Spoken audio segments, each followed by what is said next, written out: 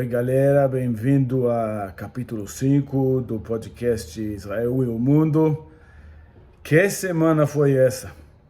7 dias que a gente olhando, tem muita lição para tirar. Teve tantos eventos, tantas coisas acontecendo, tanto estratégia. Não tenho como evitar de olhar e dizer, olha, a história se repete. Esse país de Israel, esse povo de Israel passa por cada coisa que só no olhar histórico, para conseguir entender direito e interpretar direito o que está acontecendo aqui. E é isso que eu pretendo fazer nesse capítulo. Temos 5.000 anos praticamente de história desse povo e a mensagem parece que é sempre a mesma. Seja do bem e seja forte. Vou explicar. O que aconteceu nessa semana e vamos dar uma olhada rapidinho numa janela histórica que temos à nossa disposição para tentar entender uma corrente de eventos. Por que eu digo corrente de eventos? Porque diferente de outros lugares no mundo, Brasil, por exemplo, tem um tiroteio aqui, tem um assalto ali, tem uma história na política, outra coisa ali, mas não tem muita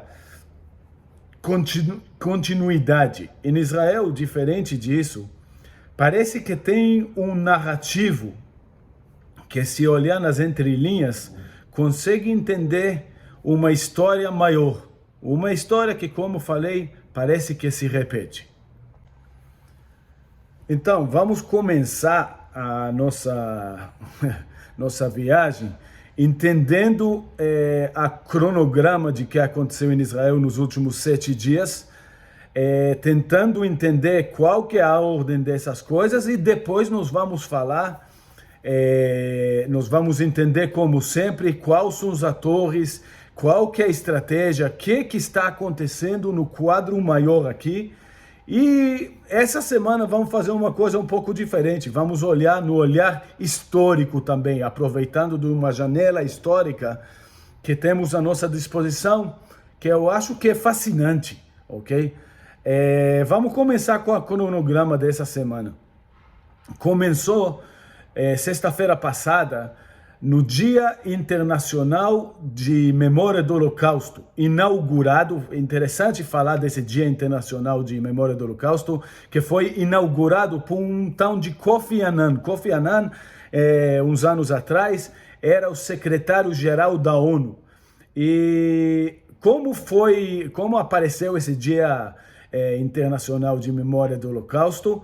O Kofi Annan, na época, foi acusado de antissemitismo. Teve acusações muito fortes de antissemitismo porque ele tentou pintar uma operação militar que Israel fez em Jenin, que foi executada com todo o respeito à vida que existe, toda a ética possível. Ele tentou pintar isso como se fosse um massacre israelense. Foi tão óbvio que não era o caso, que o Kofi Annan precisava de uma porta de saída da situação, e ele teve essa ideia de inaugurar esse dia de lembrança, justamente no dia que foi liberado o campo de Auschwitz. Então, esse Dia Internacional de Memória do Holocausto não é o dia que é utilizado em Israel. O Dia de Israel é em outra data, mas agora está começando a pegar mais e mais força, mas temos que lembrar de onde vem isso, ok? Isso não é um dia qualquer e não vem de nenhum lugar. Vem como resultado de antissemitismo moderno, não de antissemitismo lá atrás no Holocausto. O Kofi Annan precisava sair de uma bagunça que ele criou e entramos nesse dia aí. Justamente nesse dia, agora, semana passada, houve um atentado muito infeliz sobre civis. Um cidadão árabe de Jerusalém fuzilou conseguiu matar 7 pessoas saindo de sinagoga, inclusive criança, todos civis, desarmados, não armados, inocentes completamente, saindo de uma reza judaica. No dia seguinte houve mais um atentado parecido. E Israel, como resultado disso, teve que retaliar, entendendo que quem está por trás disso é o Irã. Israel retaliou no Irã, lançou drones de curta distância, que é um assunto interessante em si, pode ser um assunto para fazer um podcast inteiro. O que significa drones de curta distância? Significa que teve uma coordenação de forças israelenses e forças locais dentro do Irã para poder lançar esse ataque.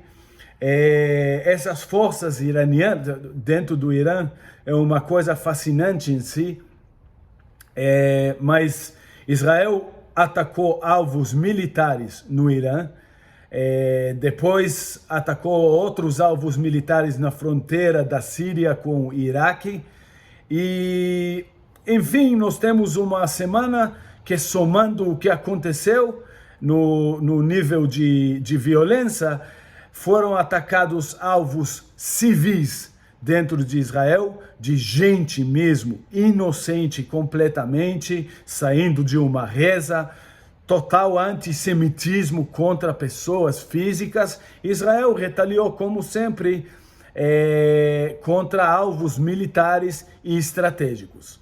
É importante lembrar disso, porque já nós vamos chegar no significado de da diferença entre o bom e o mal, entre atacando civis de um motivo totalmente racista e retaliando, atacando alvos militares estratégicos, tomando cuidado com vida de inocentes e de civis.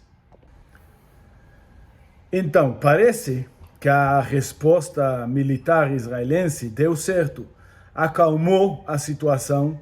Eu até pensei que ia ter mais problemas, mais atentados, mais retaliações, mas parece que acalmou a situação. Israel utilizou uma estratégia definindo Irã como um polvo que tem tentáculos e tem cabeça.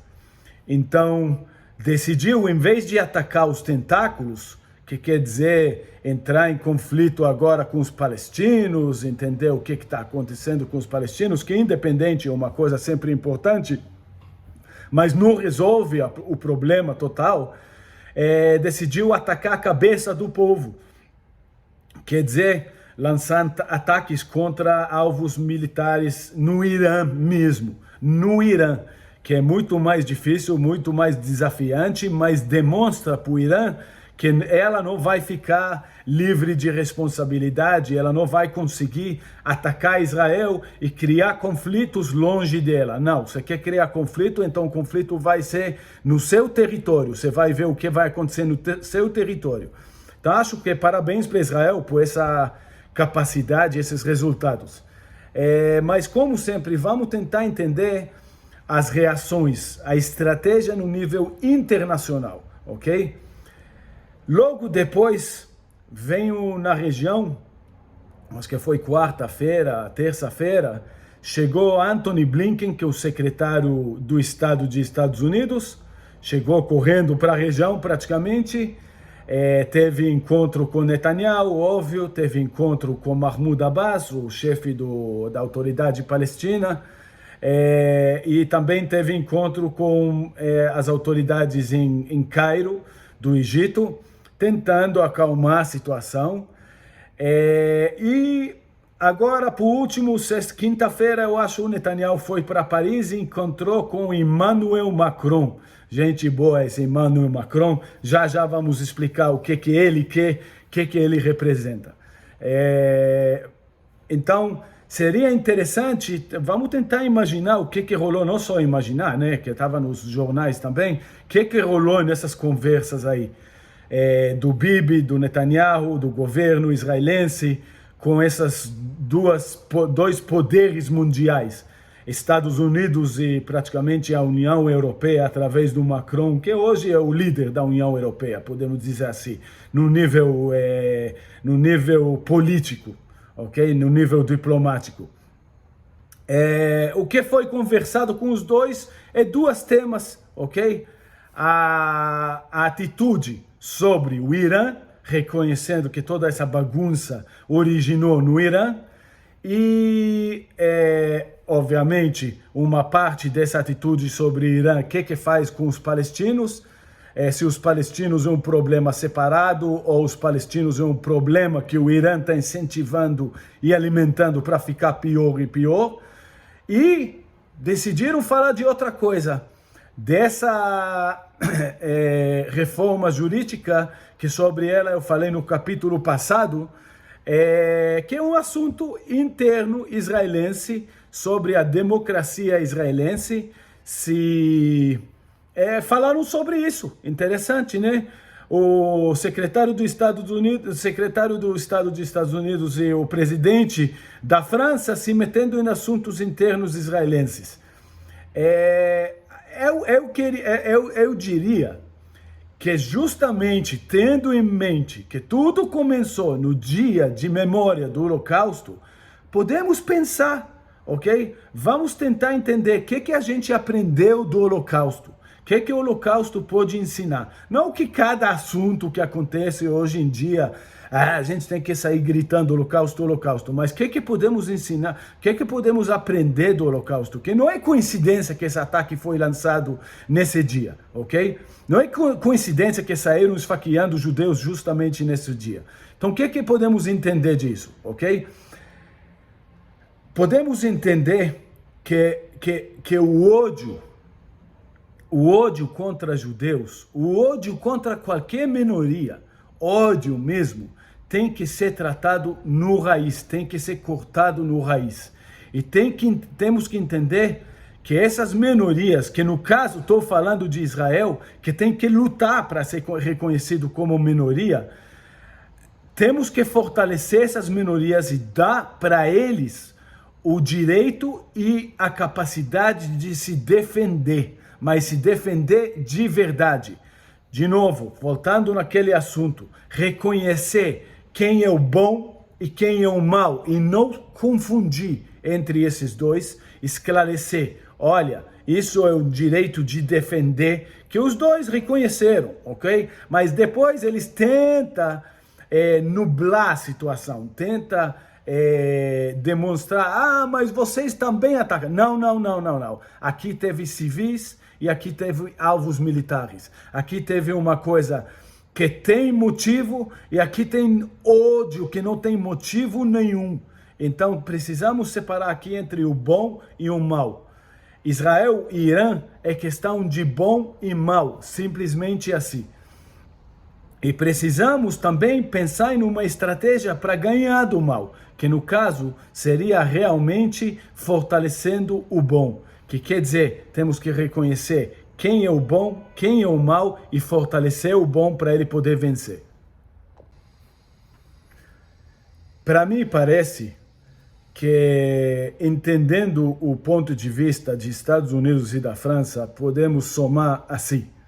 Estados Unidos está tentando voltar àquele separatismo, aquele isolamento, que é direito dela. É direito dela, mas se Estados Unidos se separar do mundo, se Estados Unidos ficar lá isolada, o mundo vai sentir falta de Estados Unidos. Estados Unidos representa certos valores de liberdade e de bondade, valores cristãos, na verdade, que o mundo não tem outra opção. China não representa isso, ok? Então, Estados Unidos se retirando dos outros conflitos do mundo, tentando deixar o mundo resolver os problemas sozinhos e, às vezes, de um jeito muito torto, fortalecendo até partidos que nem o Irã, é problemático. A França, representando a União Europeia, eu vou tentar... eu não vou convencer aqui que isso é uma piada, ok? Se o mundo precisar depender da França, ninguém merece para onde o mundo vai, ok? A França nunca foi grande representante da coragem ou da habilidade estratégica. Infelizmente, a França, com todos esses valores bonzinhos de liberalismo, acabou cedendo aos nazistas na Segunda Guerra Mundial e, infelizmente, eu acho que se o mundo seguir as diretivas que a França tenta falar, nós vamos acabar nessa situação hoje. Em vez de que ter os nazistas, nós vamos ter o Irã aterrorizando o mundo e sem nenhuma resposta. Então, a atitude da França é tipo assim, falando para o Bibi, olha, espera aqui quietinho, sentado, não reage, por favor, porque nós vamos conversar com o Irã e resolver isso tudo na boa, tá tudo bem? Eu acho que isso pode levar a uma catástrofe, simplesmente assim, ok? Confiar na França, historicamente, é uma péssima ideia. E deixar a França conversar com o Irã, já que o Irã já fala que não quer, que só quer enganar a França, que só quer enganar os Estados Unidos. Irã mesmo, dentro, na imprensa interna, fala isso, fala, deixa esses bobos aí, convencer Israel a ficar quieto, que desse jeito aí a gente consegue fazer o que a gente quiser, ok? Então, eu acho que isso é um perigo, tanto escutar Estados Unidos, porque Estados Unidos só quer desligar de tudo, qualquer conflito, como escutar a França, que a França pensa que vai resolver as coisas na boa. E as coisas não sempre resolvem na boa, e se alguém conseguir resolver na boa, tem que ser alguém forte, e não a França. Então, temos que tomar cuidado essas tentativas de deixar Israel quietinho, não reagindo. Eu acho que como resultado das reações de Israel, Israel foi chamada para dar justificativa e tentar acalmar Israel. E, obviamente, tentaram se meter em assuntos internos israelenses no caminho também. Então, para entender para qual lado Israel tem que ir, para qual lado seria melhor seguir, vamos agora abrir uma exceção e vamos olhar numa janela histórica que não todo mundo tem, mas o povo israelense tem, Israel tem, que é a Torá. E eu não pretendo começar convencendo ninguém a olhar na Bíblia, olhar na Torá. Não posso dizer se esse texto aí, a Torá, se é um mito imaginário, inventado não sei como, ou se é uma coisa divina. Cada um por si, por jeito que quer acreditar, pode decidir por si. Mas eu acho que se a gente tem tempo para gastar com as bobagens que o Disney lança ultimamente, eu acho que podemos talvez achar um tempo para tentar entender o texto mais famoso da história do mundo. O que pode sair do mal disso? Será que tem alguma inteligência especial lá? Então eu acho que para o povo israelense, eu acho que é interessante, porque isso providencia uma janela. É incrível como parece que as coisas se repetem. Nós temos uma tradição de dividir a Torá em porções semanais, e cada semana a gente, nas sinagogas mundo afora, é lido uma porção. Justamente, é uma coincidência, de vez em quando eu penso nessas coisas, e muitas vezes eu acabo sendo tão impressionado que eu preciso comentar disso. Justamente essa semana, a porção semanal fala de uma situação muito marcante que aconteceu com o povo de Israel. Quando saiu da escravidão do Egito, justamente na porção dessa semana, fala da saída do Egito, literalmente do momento da saída do Egito.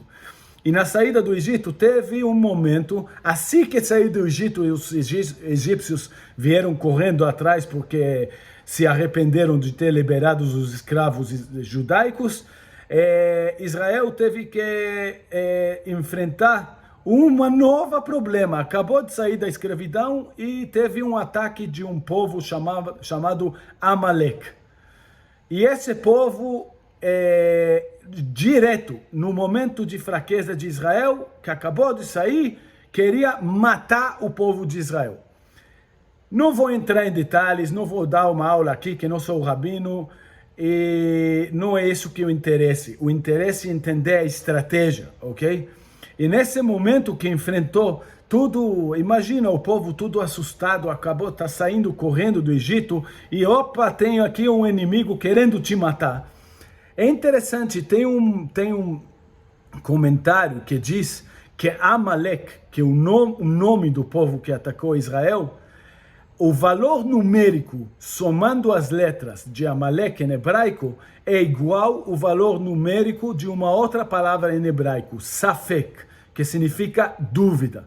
E qual que é o moral que tiram disso? É que, na verdade, o que o Amalek viu a sua fraqueza? Ele viu que você está se duvidando. E se você se duvida, os seus inimigos externos vêm atrás de você, aproveitando a fraqueza, querendo te matar. Parece, por isso que estou falando toda essa história aí, não para dar uma aula de Torá e não para dar uma aula de judaísmo, mas porque é tão impressionante a semelhança com a situação atual. A situação atual é que em Israel está tendo agora todos esses protestos, está tendo esses problemas éticos, debatendo se tem que seguir a liderança, se não tem que seguir a liderança, se tem que seguir valores judaicos, se tem que jogar fora todos os valores judaicos e duvidar do nosso caminho, porque parece que o mundo está querendo um Israel mais fraco, o mundo está querendo um Israel mais complacente. Então, nesse momento de fraqueza, vem o Irã e ataca, ok? É impressionante como parece que é a mesma coisa, que é a mesma coisa da história do passado está acontecendo hoje. E que é a resposta? Quando Moisés quer resolver a situação, ele vai chorando para Deus, fala, Deus, como é que eu vou sair dessa aqui? E Deus fala para ele, você vai fazer o seguinte, você vai levantar as mãos. Você vai, e quando você levanta as mãos, o povo vai ver que você está com coragem, o povo vai pegar coragem, vai acreditar, e quando o povo acredita, o povo vai vencer. E foi assim, levantou as mãos e Israel acabou vencendo do Amalek, ok? Só com essa influência psicológica, literalmente, que acabou mandando na estratégia, ok? Por que isso é importante? Porque parece que nós estamos na mesma situação. Ok? Israel foi atacado, Israel retaliou. Temos um novo governo agora que retaliou na cabeça do povo, ok? Retaliou com coragem, demonstrando. Logo foi chamado pelos líderes do mundo, vem cá, você vai fazer o quê? Vai ser corajoso? Vai começar agora uma briga grande? E eu acho que a resposta do Bibi foi sim.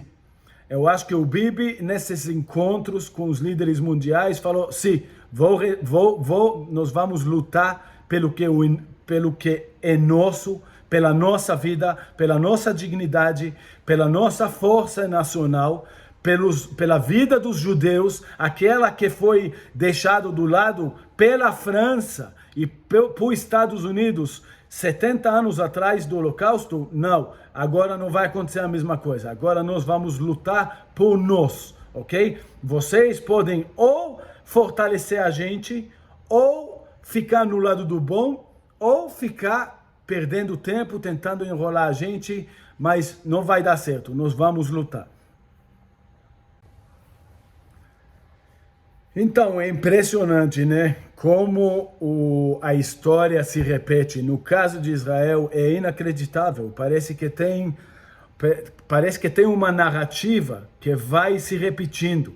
O povo de Israel é quase destruído, passa por traumas gigantes em nível nacional.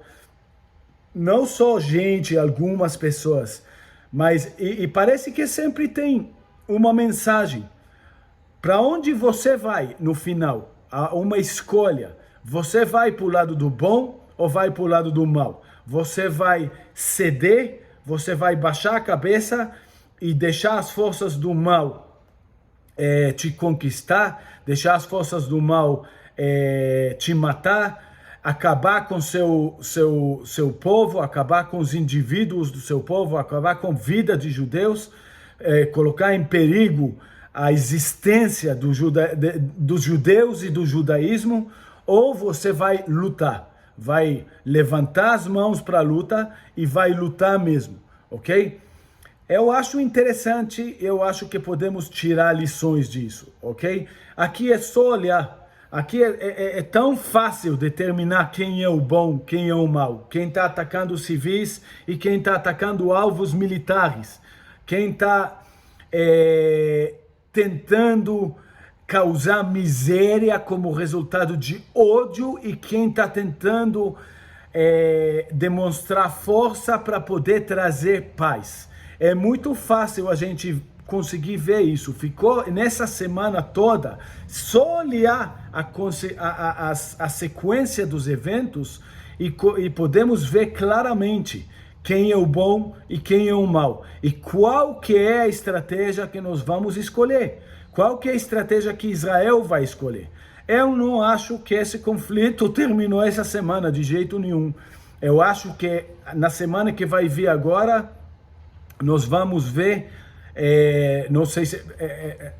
não é só nessa semana, é no futuro. Nós vamos ver os resultados de Israel atacando a cabeça do povo. O povo não caiu ainda. O Irã ainda apresenta um perigo sério para o mundo inteiro. Se o Irã chegar a ter uma bomba nuclear, eu não acho que vai usar a bomba nuclear, mas essa bomba nuclear, essa capacidade, vai dar muito mais coragem para o Irã de continuar aterrorizando o mundo inteiro, ok? Nem falei do ataque que teve em Paquistão, que foi árabe matando árabe, muçulmano matando muçulmano, o Al-Qaeda matou 94 pessoas, ok? Nem falei sobre isso, mas se a gente conseguir acabar com essa cabeça, com essa central de terrorismo chamado Irã, vai melhorar a situação inacreditavelmente no mundo inteiro.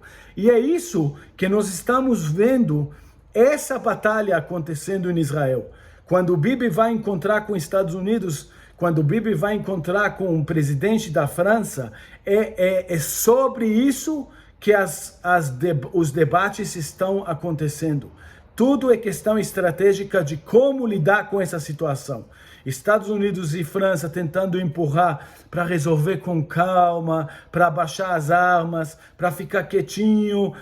E como resultado disso, dando mais e mais coragem para o Irã. E agora, finalmente, temos um governo israelense que falou, não, acabou com isso, vamos retaliar, vamos demonstrar força e vamos, através disso, quem sabe, conseguir, junto com o povo dentro do Irã, fazer uma revolta que pode acabar com esse problema aí, que chama a Revolução Islâmica do Irã, ok? Se a gente acaba com isso e o Irã volta a ser um país maravilhoso que ele era no passado, com esse povo inteligente, inovador, esse povo com tanta história linda, aí o mundo vai para um lugar melhor, acredito eu. Então, essa semana aí foi uma semana fascinante e olhamos a história aqui por uma janela histórica que eu acho que é uma oportunidade para poder analisar os eventos atuais olhando por um olhar histórico. Então, gente, acabou mais um capítulo aí do podcast. Espero que deu para entender toda a jogada que eu tentei fazer aqui. Espero que vocês gostaram. Se gostou, lembra, não é fácil lançar um capítulo desse podcast. Por favor, compartilha com amigos, compartilha em grupos de WhatsApp, grupos de não sei aonde, Facebook. Manda os links para os seus amigos, para pessoas. tenta espalhar, dá like, não sei o que, olha outros capítulos e me dá feedback. Fala se gostou, se não gostou, o que é sugestões, críticas, tudo isso aí. Lembra, esse pod é um projeto para todos, para o benefício de todos, e eu gostaria que todos participem. Então, abraço, um ótimo fim de semana e até o próximo capítulo.